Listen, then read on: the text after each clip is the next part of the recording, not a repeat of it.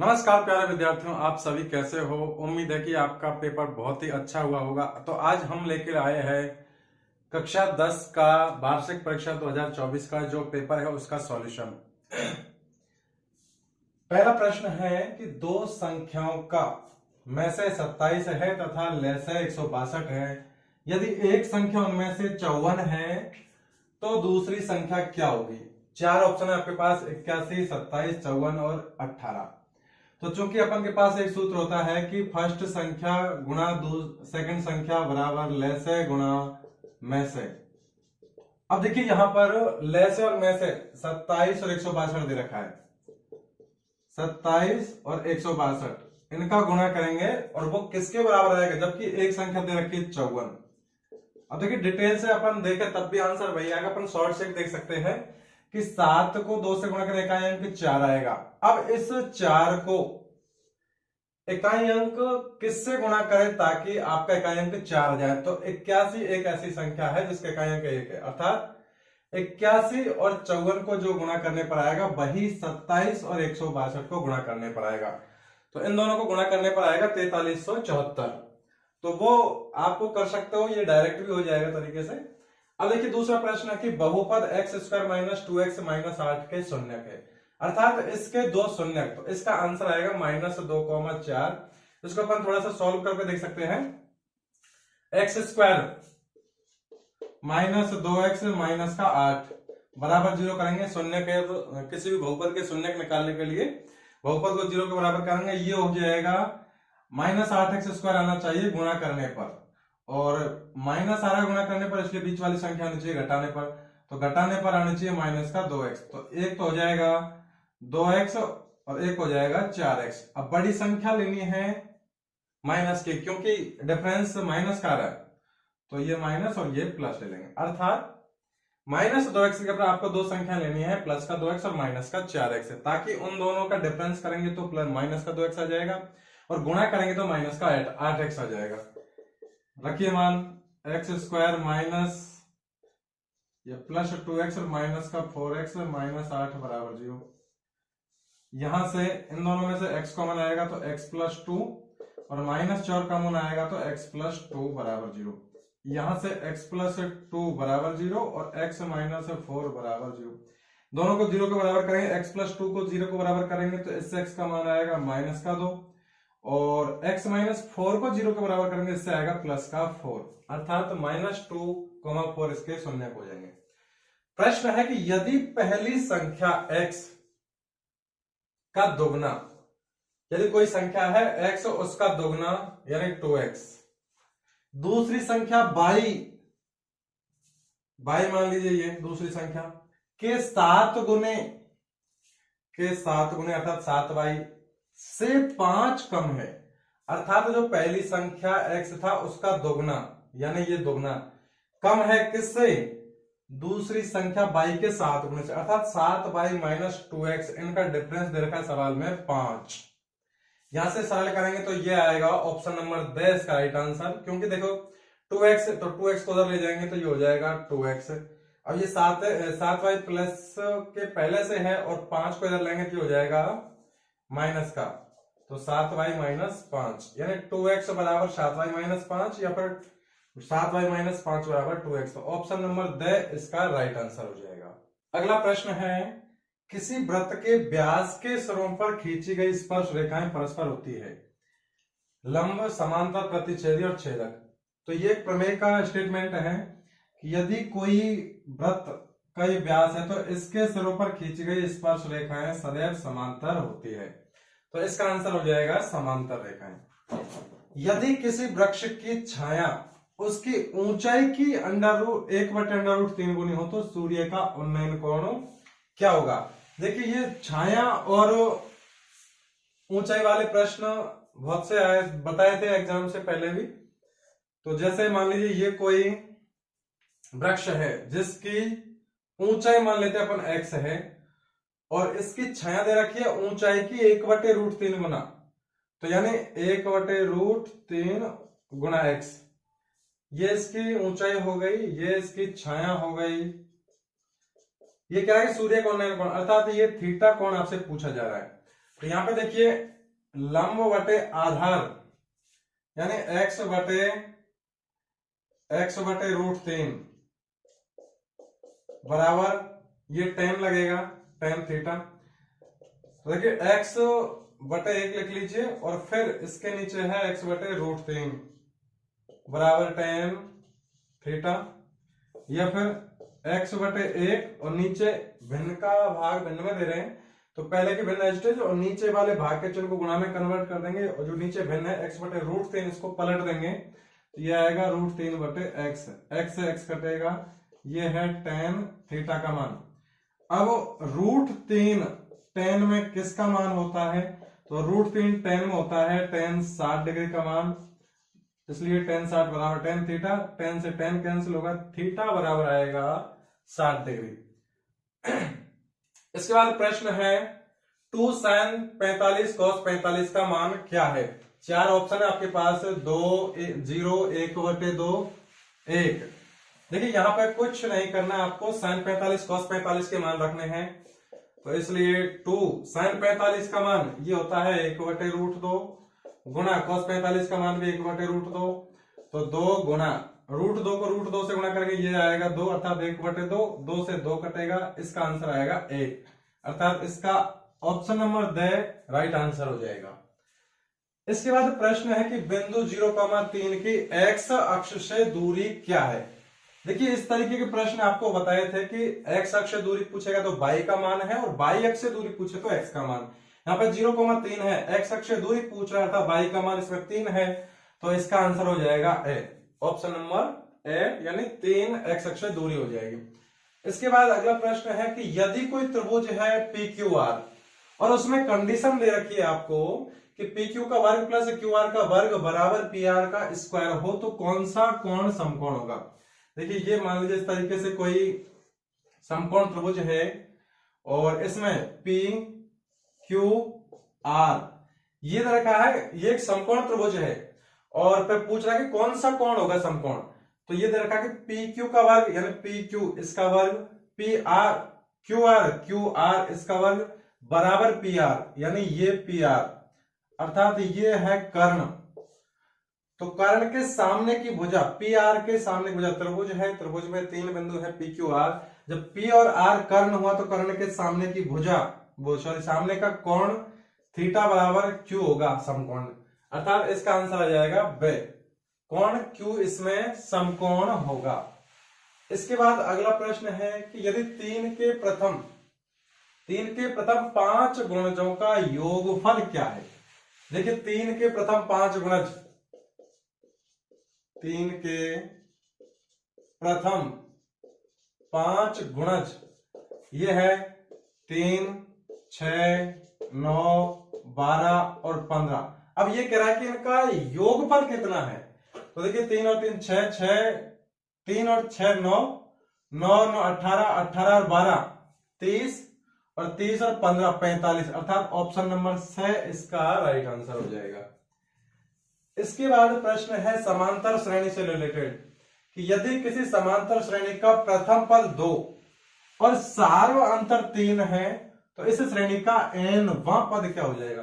चूंकि अपन को पता है कि किसी भी समांतर श्रेणी का nवां पद का सूत्र होता है an बराबर a plus n minus 1 into D, जबकि सवाल में दे रखा है प्रथम पद a का मान 2, तो इसलिए a का मान 2 प्लस n का मान, nवां पद पूछ रहा था, n अपने पास है नहीं है, n माइनस 1 डी सार्वंतर दे रखा है 3, इसको थोड़ा सा सरल कर लेंगे तो ये हो जाएगा 2 प्लस 3 को दोनों से गुणा करेंगे, 3 को n से गुणा करेंगे 3n और 3 को -1 से गुणा करेंगे माइनस के 3, तो 3n तो एज इट इज रह जाएगा प्लस का, और ये प्लस का 2 है, माइनस का 3 है तो ये -1, अर्थात इस प्रश्न का आंसर आ जाएगा 3n माइनस 1, यानी ऑप्शन नंबर द इस प्रश्न का राइट आंसर हो जाएगा। एक पासे को उछाले जाने पर 6 से बड़ा अंक आने की प्रायिकता होती है, रिक्त स्थान वाला प्रश्न है। तो चूंकि पासे पर 1 से लेकर 6 तक अंक होता है, 6 से बड़ा इसमें अंक होता ही नहीं है, तो 6 से बड़ा अंक आना एक इम्पॉसिबल इवेंट हो गई, असंभव घटना हुई, और असंभव घटना की प्रायिकता होती है 0। इसके बाद अगला प्रश्न है वर्ग अंतराल 60 से 75 का वर्ग चिन्ह।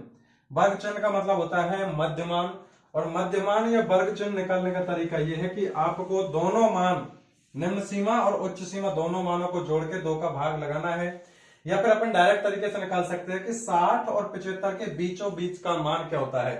तो यहाँ पे ये आएगा 67.5, या फिर 60 और 75 को जोड़ेंगे 135 में 2 का भाग देंगे तो ये आएगा 67.5। इसके बाद अगला प्रश्न जो है माध्य माध्यक बहुलक में जो संबंध होता है उस पर आधारित है कि 3 गुणा माध्यक बराबर 2 गुणा माध्य प्लस इस जगह पर आएगा बहुलक। ये माध्य माध्यक बहुलक वाली प्रश्नावली में तीनों का रिलेशन है कि माध्य माध्यक बहुलक में क्या संबंध होता है।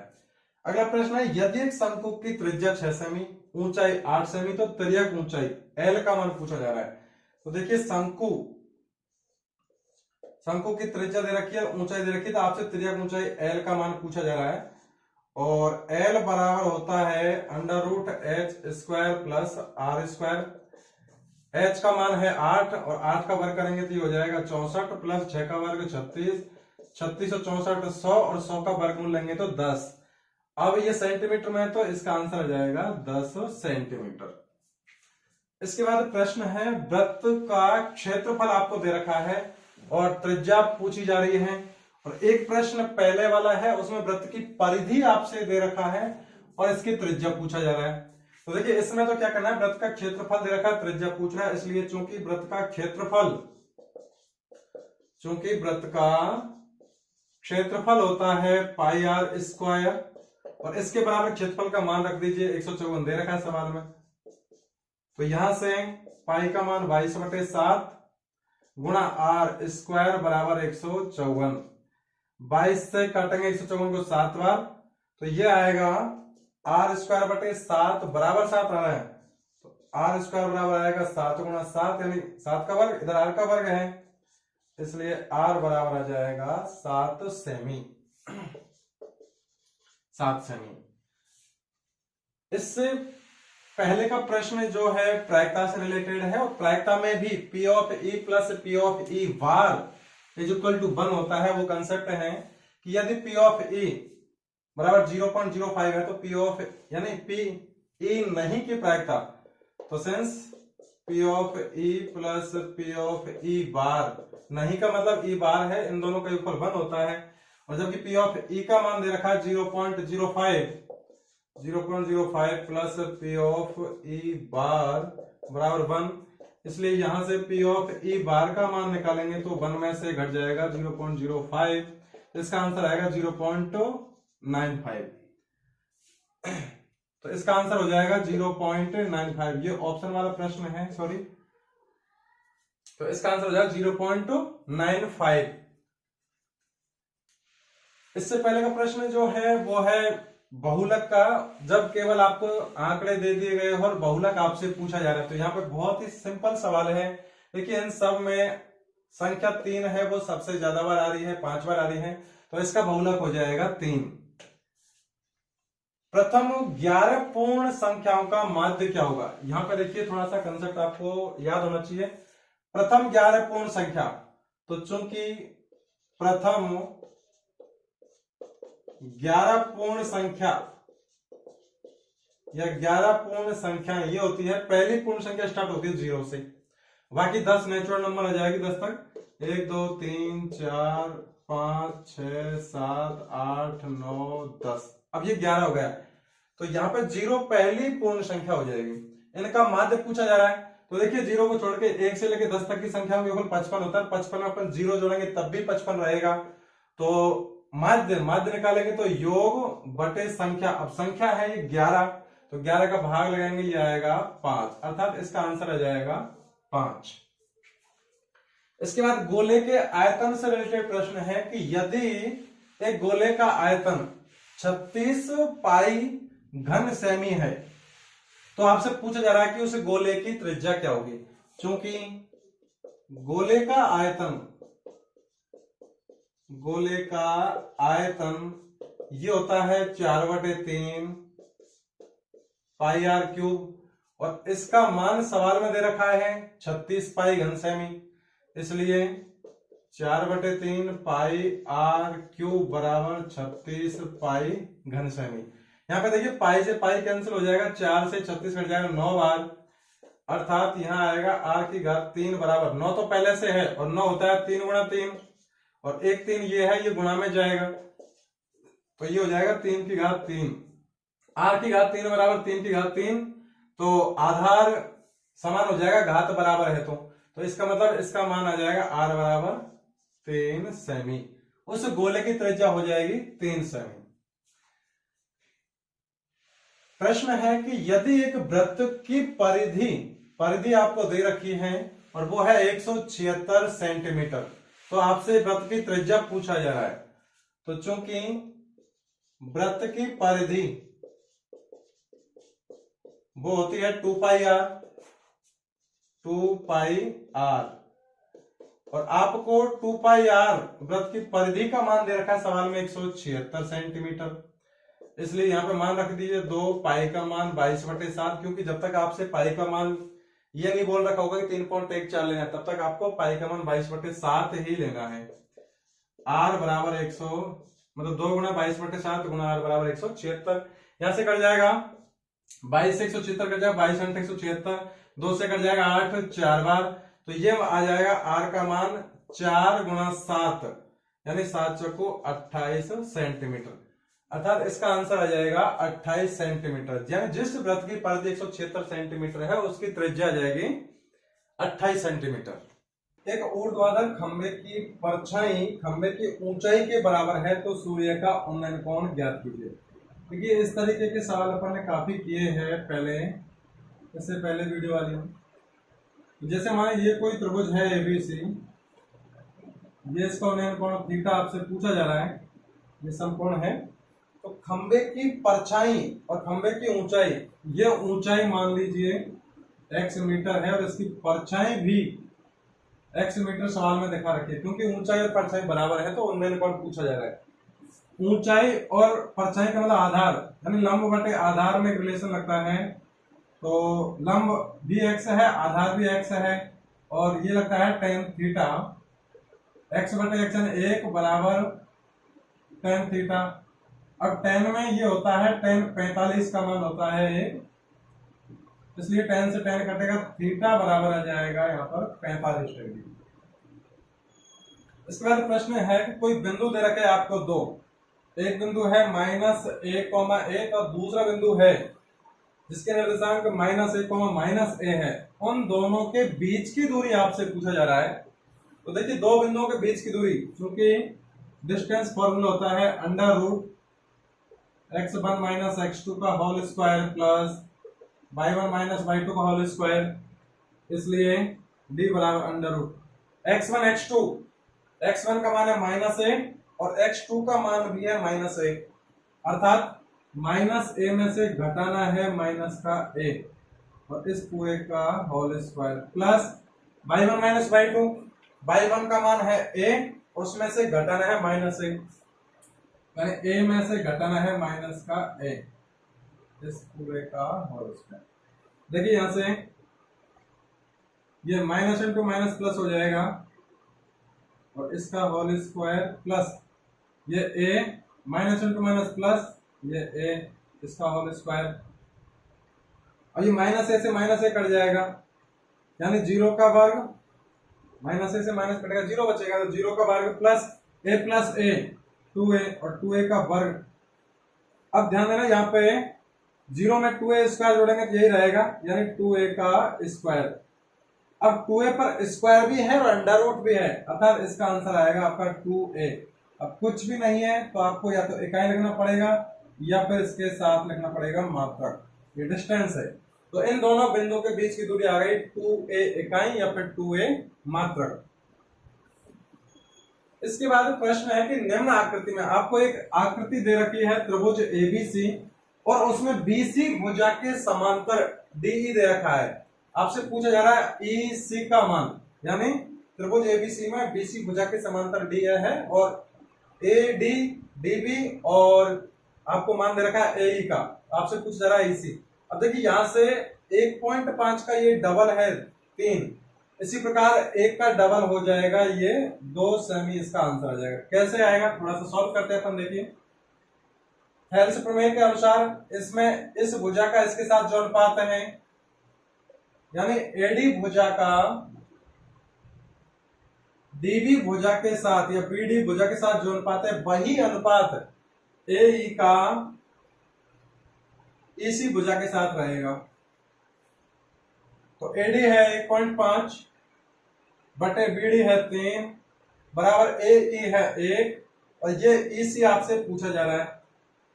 तो यहां से देखिए 1.5 से 3 कट जाएगा 2 बार, और ईसी को उधर 1 बचेगा, अर्थात ईसी को 1 से गुणा करेंगे तो ईसी, और 2 को 1 से गुणा करेंगे तो ये हो जाएगा 2। अभी सेमी में इसलिए 2 सेमी, अर्थात ईसी भुजा की माप आ गई आपकी 2 सेमी।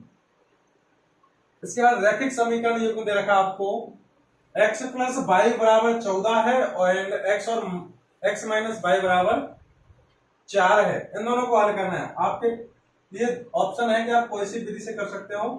तो इस x माइनस वाई को यहीं लिख लीजिए, बराबर में 4 है। दो चरों वाला रैखिक समीकरण हो गया, दोनों में कोएफिशिएंट सेम है x और y के। y प्लस का y माइनस का दोनों समीकरण एक साथ जोड़ दीजिए, y से y कटेगा, 2x बराबर आएगा 14 और 4 18। 2x का मान है ये, x का मान निकालेंगे तो 18 बटे 2 यानी x का मान 9 आ गया। x का मान 9 रखेंगे किसी भी एक समीकरण में तो y का मान आ जाएगा 4। जैसे दूसरे में रखेंगे तो x का मान 9 माइनस y बराबर 4, तो 9 माइनस 4 बराबर y, सर 5 आएगा y का मान, तो y बराबर आ जाएगा 5, अर्थात x का मान 9 और y का मान 5। इसको डायरेक्टली अपन कर सकते हैं क्योंकि दो चरों वाले रैखिक समीकरण है, कोएफिशिएंट दोनों में सेम है, तो और एक बार जुड़ रहा है एक बार घट रहा है। तो इसका डायरेक्ट तरीका ये है कि दोनों में एक बार 14 4 को जोड़ देंगे, 18 में 2 का भाग देंगे 9, और एक बार दोनों का डिफरेंस कर देंगे, 14 माइनस 4 10, और 10 का आधा 5, अर्थात 9 और 5 इसके आंसर हो जाएंगे। x का मान 9, y का मान 5। अगला प्रश्न है, बहुपद दे रखा आपको x स्क्वायर माइनस 3 के शून्यक।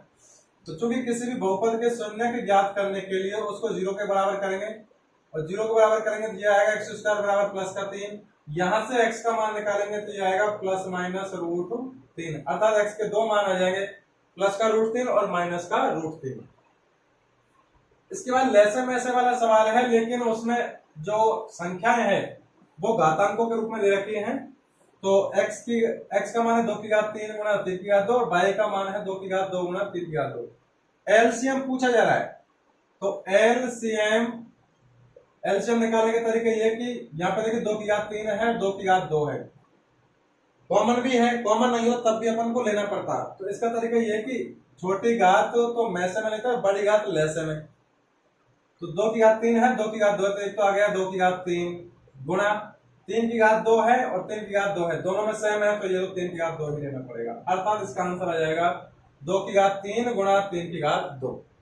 लैसे में यदि कॉमन नहीं आ रहा है तब भी उसको लेना पड़ेगा, लेकिन यहाँ पे दोनों में कॉमन आ रहे हैं, 2 की घात 3 और 2 की घात 2, दोनों में 2 की घात है, लैसे लेंगे तो बड़ी पावर लेंगे, और कोई चीज कॉमन नहीं आ रही तब भी उसको लेना होता है।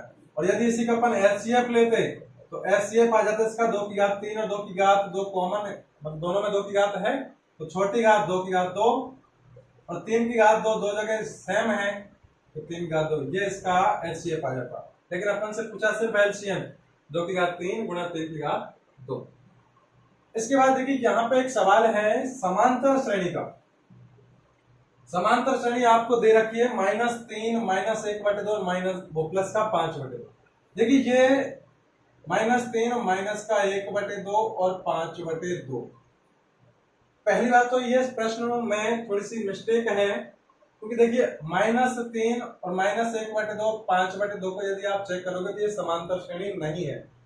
देखिए समांतर श्रेणी के लिए सार मंत्र देखिए यहाँ पे क्या आ रहा है, माइनस का 1/2 में से घटाना है माइनस का 3, तो -1/2 माइनस इंटू माइनस प्लस, और ये 3 लघुत्तम लेके सॉल्व करेंगे, ये आएगा -1 प्लस 3 दूनी 6, यानी प्लस का 5/2 इसका सार मंत्र आएगा। लेकिन क्या आप तीसरे पद में से दूसरे पद को घटाओगे तो क्या 5/2 आएगा क्या? और यदि 5/2 नहीं आता है, यानी सभी में क्रम से दूसरे और पहले पद का अंतर, तीसरे और दूसरे पद का अंतर, चौथे और तीसरे पद का अंतर, इस तरीके से सब में यदि अंतर जिसको अपन सारवंतर बोलते हैं, वो समान नहीं होता है, तो वो समांतर श्रेणी ही नहीं होती है। अब यहाँ पे देखिए तीसरा पद है 5/2, इसमें से घटाना है -1/2। तो देखिए 5/2 और माइनस इंटू माइनस प्लस 1/2, हर समान है दोनों में, तो 2 एडिटिव और 5 और 1 6/2 है। यहाँ पे सारवंतर आया +3। तो पहली बात तो इस प्रश्न में थोड़ी सी मिस्टेक है, या तो कहीं टाइपिंग में गलती हो सकती है, ये समांतर श्रेणी नहीं बन रही है। यदि समांतर श्रेणी, यदि आप इसको मान के चलते पहले दो पदों से सारवंतर निकालोगे तो वो आएगा 5/2, और 5/2 आ गया, प्रथम पद -3 है, इसका 11वां पद पूछ रहा है, तो AP का nवां पद an बराबर होता है a plus n minus 1 into D. a का मान है -3 प्लस n का मान 11 है, तो 11 माइनस 1 10 गुणा d का मान 5/2। ये गुणा भी है, इसमें गुणा भी है, प्लस ये गुणमास लग रहा है, गुणमास रूल्स, तो पहले गुणा होगा, 2 से 10 कट जाएगा 5 बार, 5 को 5 से गुणा 25, माइनस का 3 प्लस का 25, यानी आंसर तो इसका प्लस का 22 आना चाहिए। लेकिन यहाँ पे जो तीसरा पद है वो 5/2 नहीं हो सकता। अगर इस तरीके से श्रेणी है तो ये AP ही नहीं है। तो मुझे लगता है कि इसमें हो सकता है टाइपिंग में गलती हो गई उस प्रश्न में, और यदि AP है ये और इसका सारवंतर 5/2 है, तो इसका 11वां पद आएगा 22। 7 सेमी त्रिज्या के गोले का पृष्ठीय क्षेत्रफल पूछा जा रहा है आपसे। तो चूंकि गोले का पृष्ठीय क्षेत्रफल, गोले का पृष्ठीय क्षेत्रफल ये होता है 4πr²,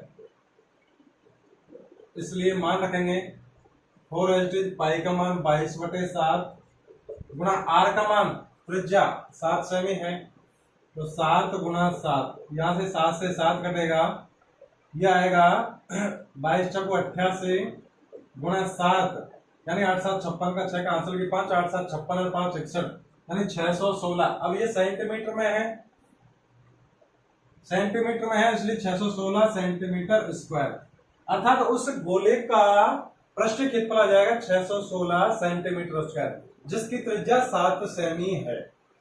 इसके बाद प्रश्न है घन का संपूर्ण पृष्ठीय क्षेत्रफल बेस पर। एक घन का संपूर्ण पृष्ठीय क्षेत्रफल दे रखा है और घन की भुजा आपसे पूछा जा रहा है, तो चूंकि घन का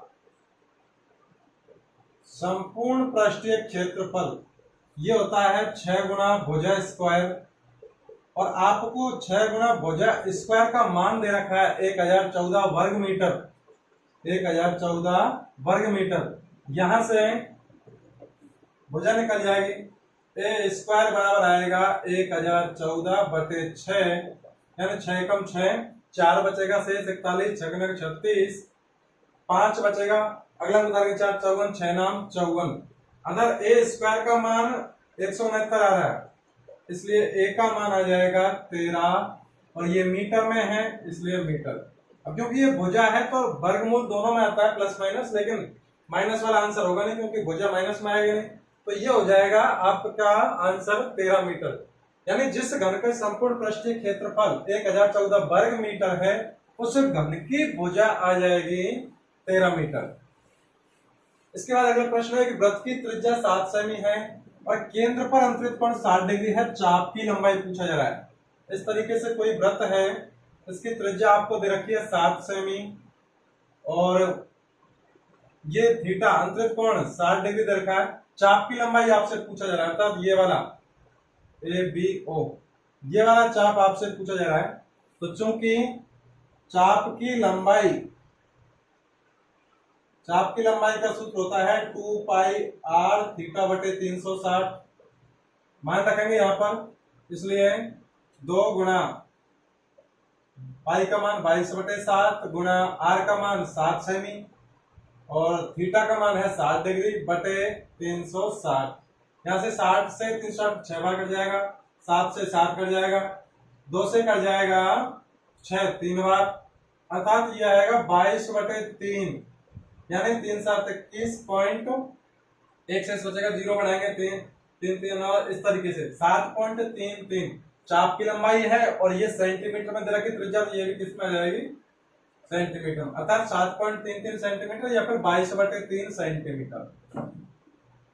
अगला प्रश्न है ऊंचाई दूरी वाली प्रश्नावली से है कि यदि एक मीनार के पाद बिंदु से, कोई मीनार है और उसके पाद बिंदु से 100 मीटर की दूरी पर एक बिंदु से उसके शिखर का उन्नयन कोण आपको दे रखा है, इस तरीके से इसका चित्र बनेगा। ये कोई मीनार है, मीनार के पाद बिंदु, ये इसका पाद बिंदु है। मान लीजिए ए बी कोई मीनार है तो बी इस मीनार का पाद बिंदु हो जाएगा। पाद बिंदु का मतलब है जिस बिंदु पर मीनार टिकी हुई है, जड़ पॉइंट। तो यदि एक मीनार के पाद बिंदु से 100 मीटर दूरी पर, यहाँ पाद बिंदु से 100 मीटर की दूरी पर कोई बिंदु है, मान लीजिए इसका नाम सी मान लेते हैं। तो एक मीनार के पाद बिंदु से 100 मीटर की दूरी पर स्थित एक बिंदु से उसके शिखर का उन्नयन कोण 60 डिग्री है, अर्थात ये कोण थीटा का मान 60 डिग्री दे रखा है आपको। मीनार की ऊंचाई पूछा जा रहा है, अर्थात ये वाला मान आपसे पूछा जा रहा है, ए बी भुजा वाला। तो समकोण त्रिभुज एबीसी में, समकोण त्रिभुजों एबीसी में लंब AB बटे आधार BC बराबर थीटा का मान 60 है, जिसमें लंब बटे आधार होता है 10, तो 10 60। अब AB का मान आपसे पूछा जा रहा है तो इसको AB ही मान सकते हैं, और BC का मान दे रखा है 100 मीटर में है, बराबर 10 60। 10 60 का मान होता है √3, तो यहां से बज गुणा करेंगे तो AB गुणा 1 बराबर 100 गुणा √3, अर्थात इसकी ऊंचाई, जो ऊंचाई अपन ने AB लिखी है वो H लिख सकते हैं या फिर AB लिख सकते हैं, तो AB या फिर इसको अपन H भी लिख सकते हैं। H बराबर 100 गुणा √3 मीटर।